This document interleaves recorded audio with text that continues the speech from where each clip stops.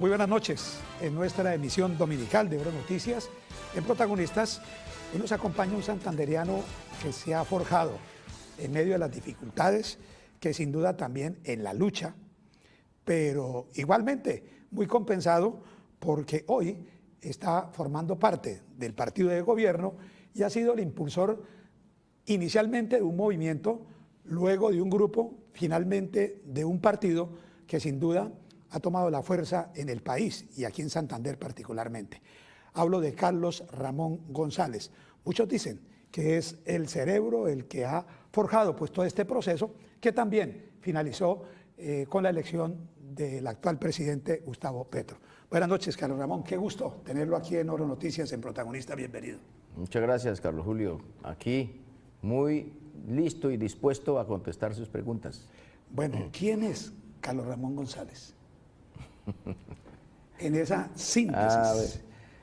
Yo soy hijo de un municipio de Puente Nacional. Mi papá era Segundo González, un líder conservador de la vieja época. Mi mamá Rosalvina González. Estudié en el Instituto Técnico Industrial de Puente Nacional. Mi arte, oficio de aquella época técnica era la ebanistería. Luego estudié en la UIS, fui estudiante de la UIS como 2 años y medio, hice como hasta 5º semestre en la UIS, Ingeniería Química, y en ese momento, por dificultades que tuvimos los pobres que veníamos a la UIS, me acuerdo tanto, nos cerraron los comedores en la UIS y entonces yo ya definitivamente, ya venía vinculado al M19 desde que tenía 15 años, pero ya definitivamente esa situación de no tener que comer para estudiar, no, ya esto no aguanta más y tomé la decisión de incorporarme definitivamente al M19 sí. En el año 78, por ahí, por el año 78. Y a partir de ahí ya, pues toda la historia con el M19, después con la Alianza Democrática M19 y todo este tiempo hasta llegar hoy a acompañar a Gustavo Petro a la presidencia de la República. Quienes son muy cercanos a usted, Carlos Ramón, dicen que es un hombre de pocas palabras, que poco aparece en los medios, y es cierto, hasta ahora está aquí con nosotros en Oro Noticias, pero muy hábil políticamente. Es decir, en su momento, dice la historia, logró juntar bajo la misma tolda a personajes de la talla de Antanas Mockus, Enrique Peñalosa, Luis Eduardo Garzón, Sergio Fajardo, y a la vicepresidenta Marta Lucía Ramírez, en ese famoso grupo que se conoció como los Quíntuples, por allá en el 2009, que luego se desarmó y quedó en los 3 tenores, pero lo intentó, y al final se anotó pues ese hit con lo de Antanas Mockus. De acuerdo. Digamos que yo he visto la política más como una vocación de servicio. En principio, cuando uno está joven es vanidoso y se deja seducir por las cámaras y la fama y el poder y esta cosa, pero yo creo que con los años uno aprende que definitivamente si se hace política es para servir a la gente o para servir a un proyecto de sociedad y de país. Sí. Y creo que en la política hace mucho daño precisamente eso, las vanidades, el orgullo, la soberbia.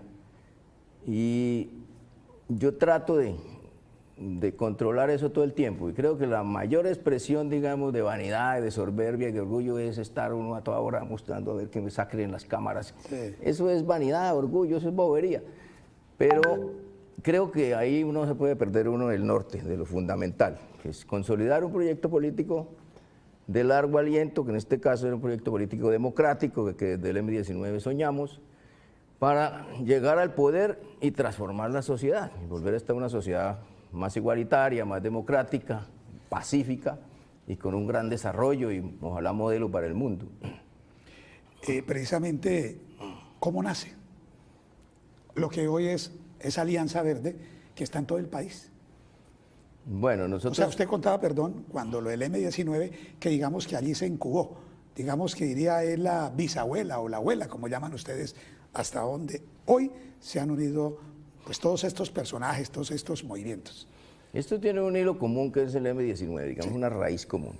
Sí. En el M19 hacemos un proceso de paz con el gobierno de Virgilio Barco, en ese gobierno sale para la constituyente, en la paz creamos un partido para ir a la Asamblea Nacional Constituyente que se llamó Alianza Democrática M19, Con ese fuimos mayorías en la constituyente, con ese partido nos presentamos luego a las elecciones de Congreso, tuvimos una votación importante, con ese partido luego se agotó, esa ola de la edad de 19 pasó y se agotó, y yo quedé de último, yo fui el último concejal de ese partido, por eso yo quedé como al frente.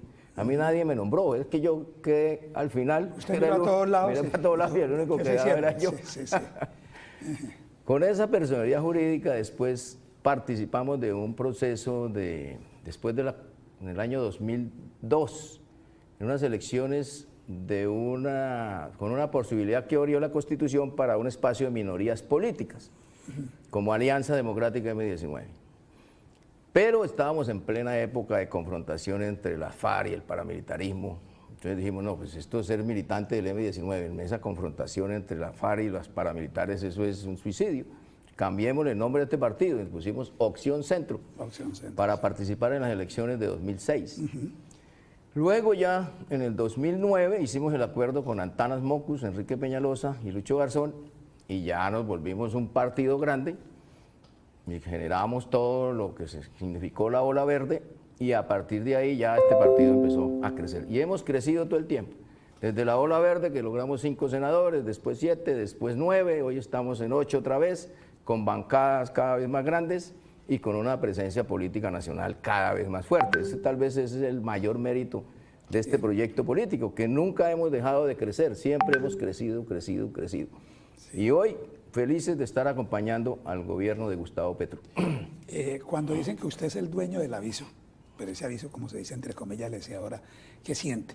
Porque ven que Carlos Ramón González los organiza, plantea, dirige, y sobre todo que la gente que quiere servir, que quiere cumplir con los ideales, tiene su asiento, es bienvenido al partido. Esa es una cosa que pues a mí no me gusta que digan eso, la verdad. Y de hecho sí hay partidos que tienen dueño. Por ejemplo, yo digo, el Centro Democrático tiene una cláusula que dice que en el tema de avales la última palabra la tendrá el señor Álvaro Uribe. Sí. Todos pueden discutir lo que quieran, pero el señor Álvaro Uribe es el que dice, este es el aval. Lo mismo que pasa aquí con la Liga. Algo parecido, pero bueno, ese es otro tema. El Partido Liberal, en medio de todo, que tiene unos estatutos democráticos, al final es una persona a la que firma el aval que se llama César Gaviria. Nosotros, la decisión de otorgar avales y la toma de decisiones del partido primero se hace por consenso. Nunca tomamos una decisión de mayorías, todo por consenso. Y segundo, la definición de un aval lo hacemos en una comisión tan grande que la gente no puede creer. La bancada parlamentaria más el Ejecutivo Nacional. En las elecciones pasadas fueron 32 personas discutiendo cada uno de los avales. 32 personas. Entonces, para decir que el dueño es Carlos Ramón, eso es absurdo. Pero bueno, digamos, yo de alguna forma lo tomo como un reconocimiento, a un liderazgo, a una historia, a todo lo que hemos podido construir. Que en última, lo que tengo de orgullo para decir, bueno, este partido que empezó de cero, lo revivimos, bueno, no empezó de cero porque tiene toda una historia, lo revivimos, lo cogimos de cero y estamos hoy en el poder, con Gustavo Petro. Sí, ese dueño del aviso es como digamos que el letrero, o sea que usted lo ha mantenido, cuando usted decía que se quedó solo, que miró para todos lados, porque obviamente uno entiende que allí todo se hace por consenso, inclusive los avales regionales y locales también. Todo.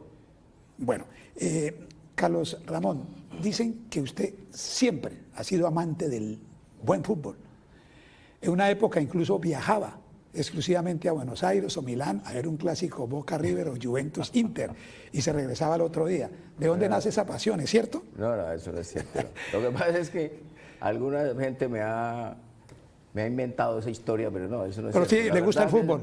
Pues obviamente, cuando yo estoy en Europa y hay un partido, me dicen, no, este fin de semana juega el Atlético o juega el Barcelona, yo soy hincha, o juega el Manchester City. Y si estoy en uno de esos países, de una vez compro boleta y voy, o en Buenos Aires, o donde esté. Sí. La verdad es esa, pero yo que me pegue un viaje solo para ir a un partido, la verdad eso nunca lo hago. Bueno, pues este espacio de fútbol, el Mundial, ha iniciado hoy en Qatar, con el partido de Brasil y la selección local. ¿Cómo ve este mundial? Es un mundial pues atípico, ¿cierto? Un mundial con 8 estadios en una misma ciudad, pero con muchos conflictos, con muchos problemas, con muchos reparos. Pero bueno, ¿cómo lo ve, Carlos?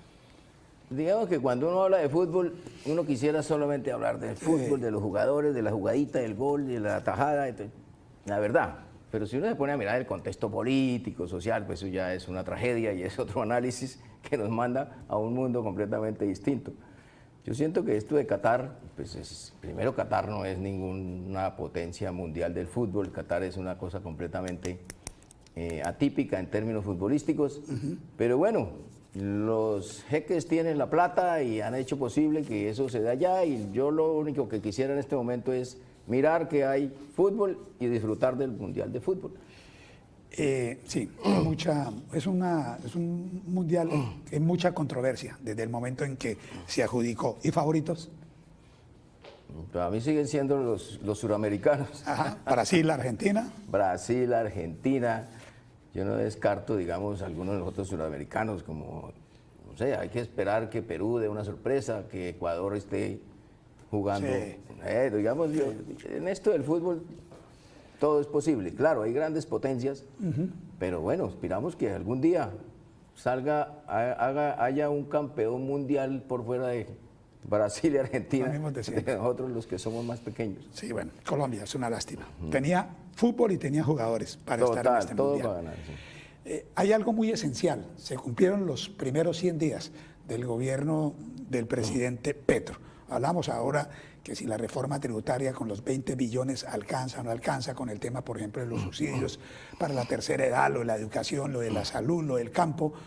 Desde óptica, usted es amigo cercano al presidente Petro, inclusive usted tuvo esa idea para que los partidos alternativos pues pudieran trabajar e ir a una consulta. ¿Cómo ve ese tema de las cifras, Carlos Román?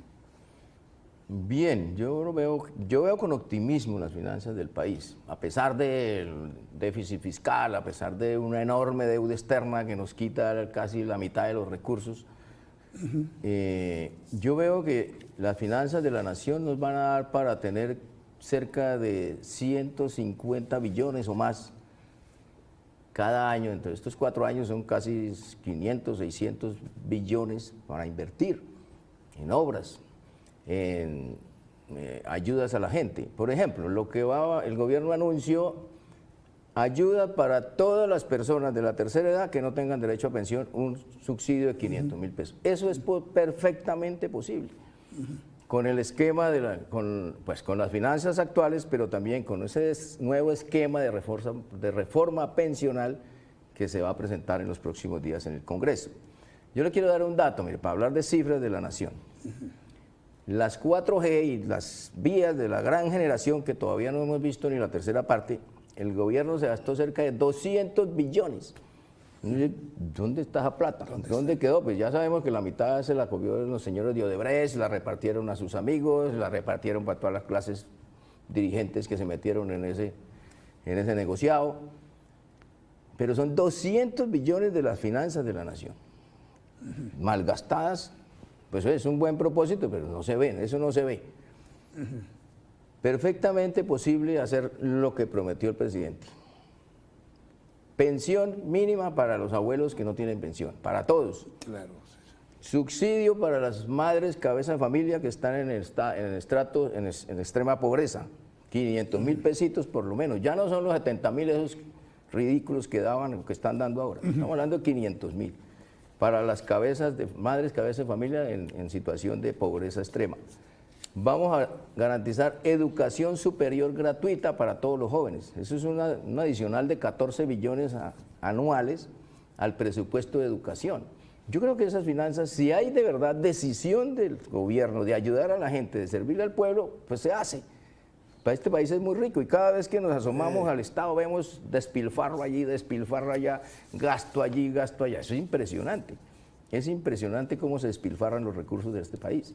Entonces, estamos en el proceso, venga, recoja la platica que hay aquí, que hay allá, que se está perdiendo allá, y entreguémoselo a la gente que es la que lo necesita. Viene la campaña política, ya está la campaña política en lo que tiene que ver con gobernación y alcaldías. ¿Cuál es la posición que va a tener el Partido Verde? ¿Candidatos propios, alianzas, coaliciones? Nosotros hace ya varios meses, para la campaña presidencial con Gustavo Petro, lanzamos con el propio Gustavo, Partido Verde, Pacto Histórico, lo que se denominó el Frente Amplio. Con ese Frente Amplio, para la elección de Gustavo Petro, logramos una cosa que fue muy interesante y que ayudó mucho en la campaña, fue una jefatura de debate plural, encabezada por Alfonso Prada y algunos líderes de los partidos tradicionales, que hicimos parte de esa jefatura de debate, y que incorpora otras fuerzas políticas más allá del pacto histórico, los verdes, liberales progresistas y otras vertientes de sectores progresistas que nos ayudan en este momento. Ese pacto histórico se va a cohesionar, se va a lanzar próximamente, estamos pendientes de anunciarlo seguramente a finales de este año o ya empezando el año entrante para arrancar con toda. Quiere decir que Pacto Histórico, verdes y liberales progresistas y otras fuerzas progresistas nos unimos para ganar alcaldías y gobernaciones. Esa es la decisión, eso lo hemos conversado con el presidente, esa es la decisión política. Ya hay una gran opinión pública a favor del cambio, a favor de la transformación política, en contra de la corrupción y de los viejos clanes de la corrupción. La idea es desalojar a esos clanes de la corrupción y que lleguen nuevas fuerzas, no necesariamente el verde o el pacto histórico, otras fuerzas a gobernar, pero no pueden ser los mismos que se han quedado con el erario público muchos años. Y que sea el cambio. Ese es el cambio.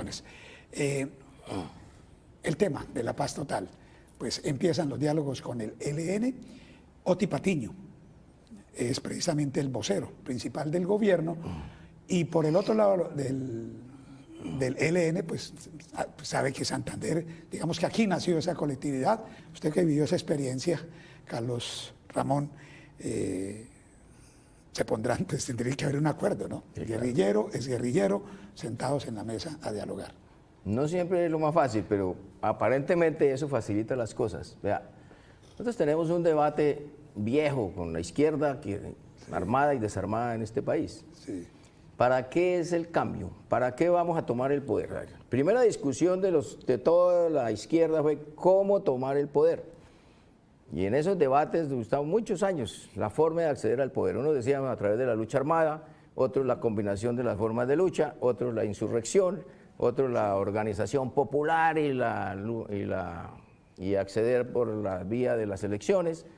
Finalmente llegamos al poder con Gustavo Petro por la vía pacífica, las vías electorales y democráticas. Sí. Ya estamos en el poder.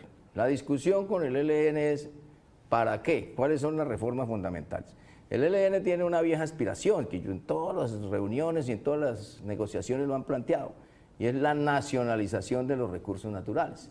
Seguramente lo van a poner sobre la mesa en esta negociación, y es un tema que vale la pena discutirlo.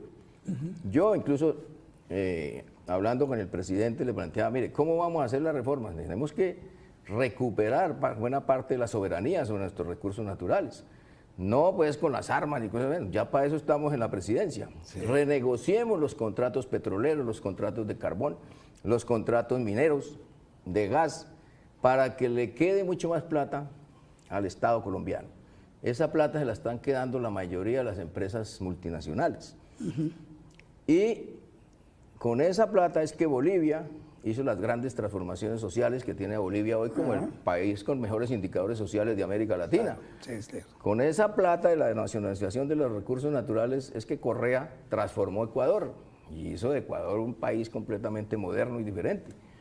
Es la plata de los recursos naturales, no son las reformas tributarias. Claro. Y es la productividad, digamos, incentivando el aparato productivo, motivando a los empresarios a que crezcan, a que se fortalezcan, dándole los recursos a las empresas para que hagan lo que hay que hacer.